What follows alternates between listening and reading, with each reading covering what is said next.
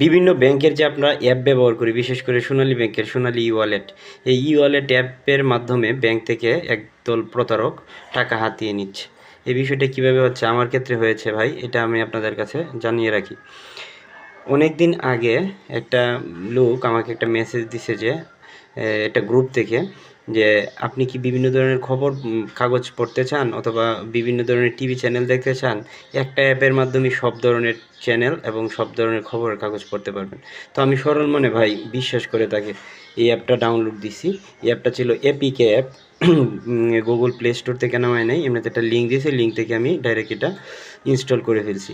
Install করে যখন দেখলাম যে এই অ্যাপটার মাধ্যমে আসলে আমি কোনো ধরনের সুবিধা পাইতেছি না, খবরের কাগজ পড়া তো দূরের কথা, টিভি চ্যানেল দেখা তো দূরের কথা, মানে উল্টাপাল্টা কিছুক্ষণ পর পর অ্যাড আসে এবং বিভিন্ন সময় বিভিন্ন ধরনের আপডেট চায়, পারমিশন চায়। তো আমি তো গুগল প্লে স্টোরের মতো বিভিন্ন ধরনের পারমিশন যেগুলি চেয়েছে আমি দিয়ে দিছি সরল মনে বিশ্বাস করে।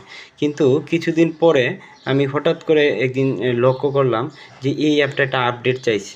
তখন আপডেট চাওয়ার পর আমি যখন আপডেট দিতে গেছি তখন ফোনটা বন্ধ হয়ে গেছে।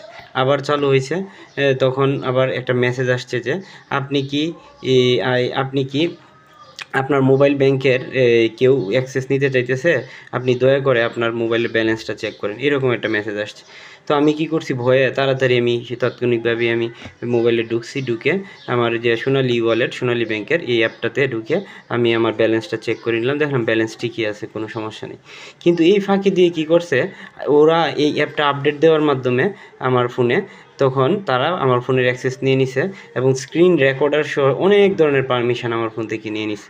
নিয়ে নেওয়ার পর তারা কি করছে, আমার যে আমি যখন ঢুকতে গেছি অ্যাপে, তখন আমার অ্যাপের যে আপনার পাসওয়ার্ড, এই পাসওয়ার্ডটাও তারা নিয়ে নিছে।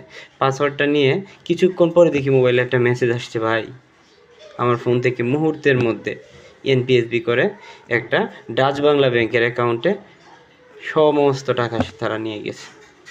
আসলে এই দেশে ভাই নিরাপত্তা বলতে আসলে কিছু নাই।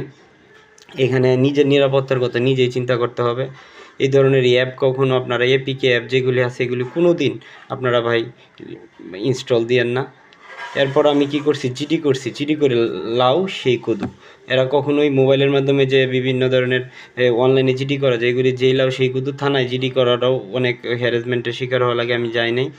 তো এভাবে বিকাশের মাধ্যমে নাকি টাকা কেটে নিতেছে। তো আপনারা সবাই সতর্ক থাকবেন যেন উল্টাপাল্টা কোনো ধরনের অ্যাপ, বিশেষ করে আজকের এই যুগে উল্টাপাল্টা অ্যাপ, প্রয়োজনীয় অ্যাপ ছাড়া কোনো অ্যাপই ডাউনলোড দিয়েন না এবং মোবাইলে রাখবেন না। সবাই ভালো থাকবেন, ধন্যবাদ।